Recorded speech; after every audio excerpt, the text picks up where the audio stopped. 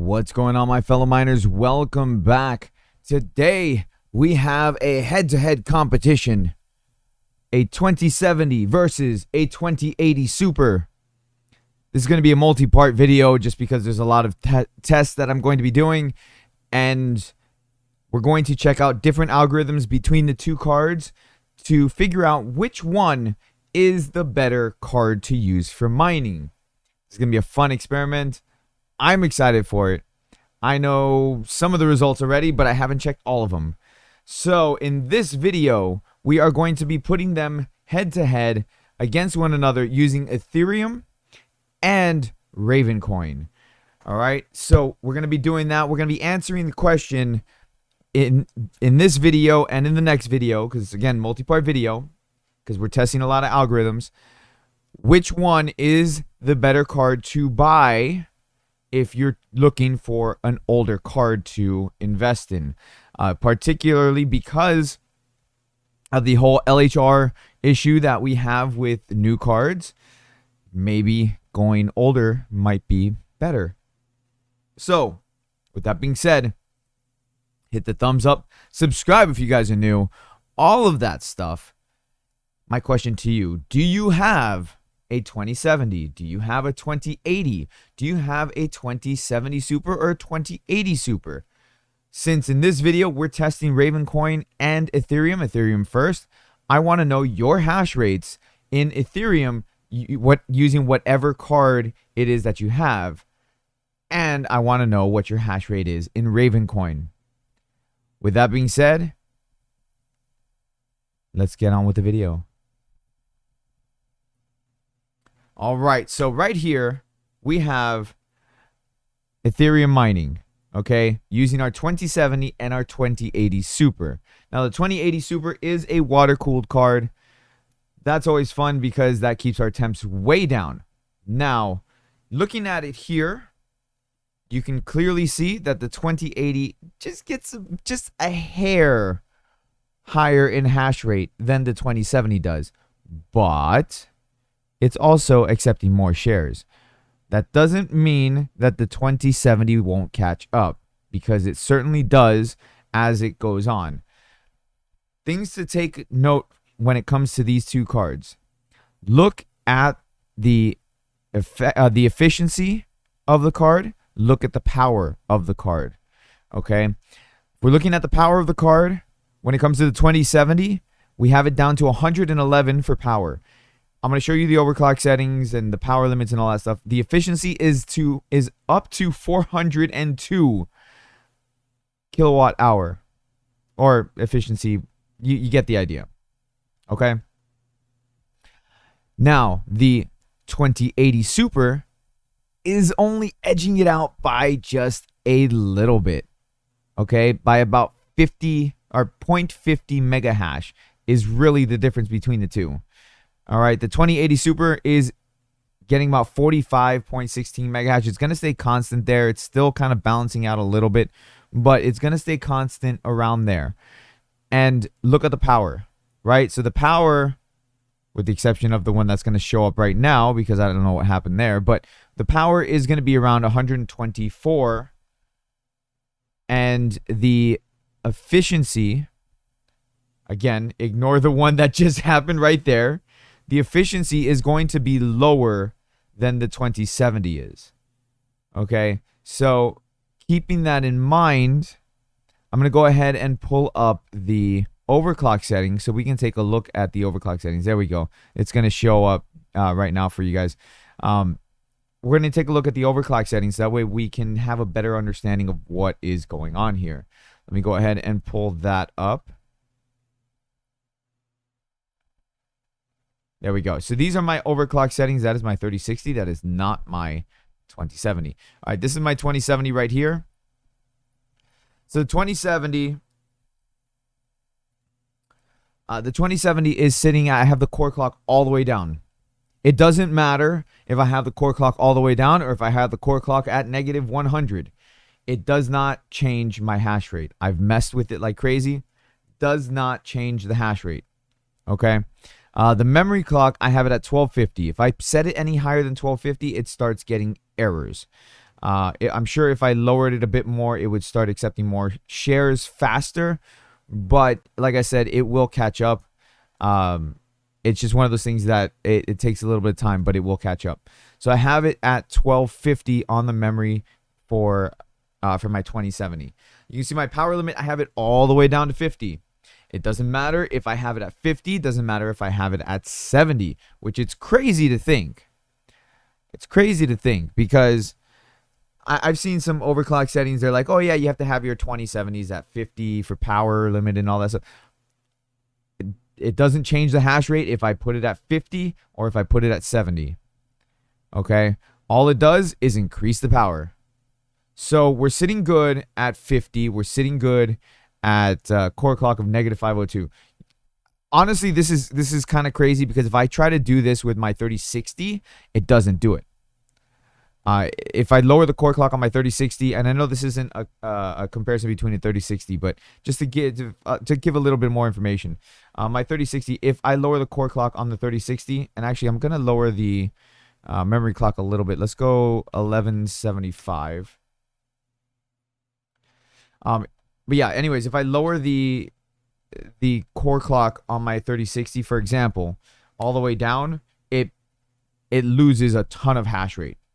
Same thing with power limit. If I lower the power limit on the 3060, it loses a ton of hash rate. So it's interesting that the touring cards don't have that issue. I can lower it and it's fine. So that's what I did. Now on the 2080 Super, and there it goes. So I lowered it down to 1175, and I lost like 0.20 mega hash. Not a big deal. But it's accepting more shares. So that's what's important. All right. So on my 2080 Super, again, core clock all the way down, power limit down to 46. My memory clock is cranked up to 1600. Any more than that, it starts getting errors at 1700. Or at 1650 even, it starts getting errors. So 1600 seems to be the sweet spot for my 2080 Super. Again, it's water cooled. I can push the memory clock a little bit more because it is water cooled. Even the core clock, I could push it a little bit more if I wanted to, but there's no reason to. It doesn't make a difference if I turn up the core or if I turn it down. So I'm turning it down. Just less stress on the cards. Look at the temps, right? The temps sitting at 38C on this monster of a card because it's water cooled. Now, with that being said, let me just put, okay, that it was on auto. Here's the issue when it comes to Ethereum, and this isn't going to continue with Ravencoin. Okay, like I said, we're gonna put them head to head with Ravencoin as well. But when it comes to Ethereum, a 2070 is way more efficient. You can clearly see it. The hash rate's almost the same. The efficiency per kilowatt hour is much higher on the 2070. The 2070 versus the 2080, when you're mining Ethereum, it's the way to go. Because the 2080 Super is going to cost you more money, right? So the 2070, I got my 2070 before like the whole crash happened. Not crash, I mean like before the scalping and all that nonsense. I got my 2070. Actually, I got it from a friend of mine. He sold it to me for 400, which was a fantastic price at even at the time, even now. $400 for the 2070, fantastic price. The 2080 I paid over $700 for after tax and shipping. And so I paid over $700 for the 2080 Super. But I did also have to pay for water cooling, but that's besides the point. If you have a regular 2080 Super, results may vary. It's not going to be as cool, but you should still get around 45 mega hash mining Ethereum. That's just what the 2080 Supers do. All right, so with that being said, the 2070 takes it when it comes to Ethereum. Now, if you are trying to get cards right now, that's fine, right? That is fine because we don't have the difficulty bomb for Ethereum yet. We don't have the full conversion, the merge with Ethereum 2.0. So since that's not going on just yet, mining Ethereum with the 2070 is very profitable if you can get it at a good price, right? That's the key. If you can get it at a good price. Same thing with even the 2080. If you can get a good price, get it at a good price. But 2070 is doing better when it comes to mining Ethereum with efficiency. All right, now what we're going to do is we're going to switch it over to Ravencoin. I'm going to go ahead and set it up. I'm going to let it mine for a bit on Ravencoin so it can catch up and everything. I'm going to have to change the overclock settings because Ravencoin is a different beast. And then we're going to see which one holds the title for Ravencoin. So I'll be right back. All right, so I have it set up, and we all know that Ravencoin is a hangry son of a bitch. So it took me a little bit to get the overclock settings for both the 2080 and the 2070, but I got it down. We're good. It's solid. Let's look at this and we'll talk about it. So, the 2070 is doing a little under 22 mega hash on Ravencoin with the overclock settings that I have. Now, again, your results may vary. You might get more, you might get less. It just depends on the card. Every card is different, right? Every card is different. The power limit I have set on both of them exactly the same. Actually, I think I have the overclocks exactly the same as well. But I'll show you that in just a second here. The power on the 2070 is using 168 watts for the power. The effectiveness or the efficiency is 130. It's really bad compared to Ethereum, as you saw before. Okay, on the 2080 or the 2080 Super, I should say, is pulling 30.40 mega hash on Ravencoin. It's also accepting shares more frequently than the 2070 is. But again, it is a hangry son of a bitch, sitting at over 200 on the power. Okay, that's at 75% power limit for both the 2070 and the 2080. Okay, now the efficiency is teetering between 151 152. That's fine. But what you see here is that in the case of Ravencoin, and I feel like this is going to continue on with the other coins that we're going to test out, because we're going to test out Ergo and we're going to test out Conflux as well. I feel like it's going to continue that trend. It's going to...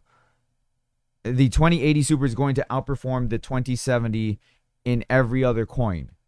Now, this is just preliminary judgment. Like I said, this is going to be part 2 to this video, where we will be testing Conflux, we will be testing Ergo, and maybe even Ravencoin Lite, just for fun, shits and giggles, right? So, with that being said, preliminary judgment here. The 2080 Super performs better on altcoins outside of Ethereum. The 2070 performs better on Ethereum.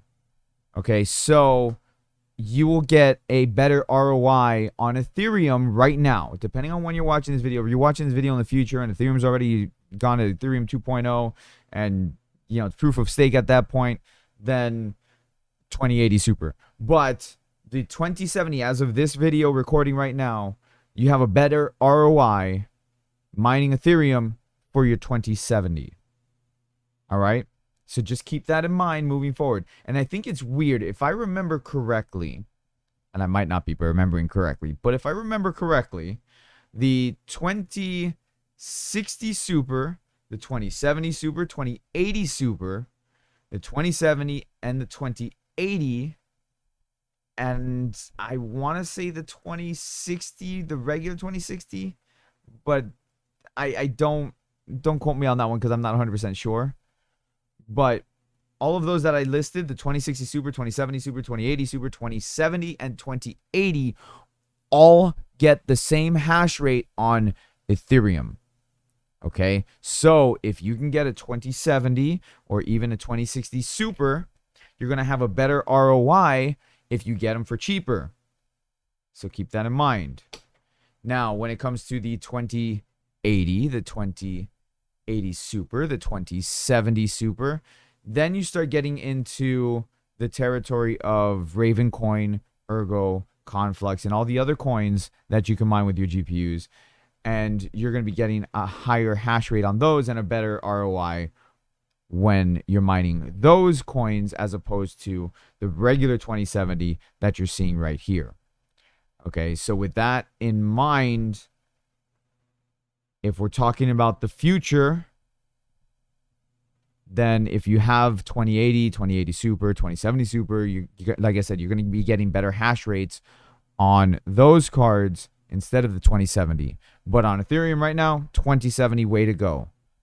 All right, so props to 2070 for kicking some ass in the Ethereum bracket.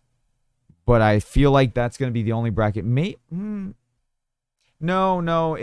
feel like it's going to lose out on Ergo too. But we're going to have to test that another day. Actually, really quick, let me show you the overclock settings. Because, yeah. So here's my 2070. I have it at 100 core clock, 1,000 memory clock, power limit 75. And going over to my 2080 Super, 100 core clock, 1,000 memory clock, power limit 75. So with that, thank you guys so much for watching the video today. I appreciate it. Hit the thumbs up, subscribe if you guys are new. A lot of you guys who are not yet subscribed to the channel, stay tuned for part 2. We're going to be checking out the rest of the coins with a little bit less explanation. I'll just tell you guys to watch this one. So I'll see you guys next time. Everybody, happy mining.